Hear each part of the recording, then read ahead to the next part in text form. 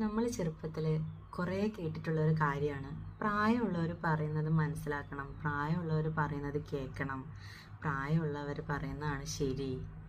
അങ്ങനെയൊക്കെ കേട്ട് വളർന്നവരാണ് നമ്മൾ, അല്ലേ? പ്രായമാണോ മെച്യൂരിറ്റി അല്ലെങ്കിൽ പക്വത അല്ലെങ്കിൽ വിവരം ഒക്കെ ഉണ്ടാക്കുന്ന ഒരു ഘടകം? അല്ല. അത് മനസ്സിലാക്കുന്നിടത്താണ് നിങ്ങൾക്ക് മെച്യൂരിറ്റി വരുന്നത്. സ്മൂത്ത് ആയിട്ടല്ലാത്ത ഒരു ജീവിതമായിരിക്കും നമ്മളെ മിക്കപ്പോഴും മെച്യൂരിറ്റി എന്താണെന്ന് പഠിപ്പിക്കുന്നത്. നമ്മൾ മെച്യൂർഡ് ആയിട്ടുള്ള ആൾക്കാരിൽ കണ്ടുവരുന്ന കാര്യങ്ങൾ എന്തൊക്കെയാണെന്നല്ലേ? അവർക്ക് നല്ല ഇമോഷണൽ സ്റ്റെബിലിറ്റി ഉണ്ടാകും.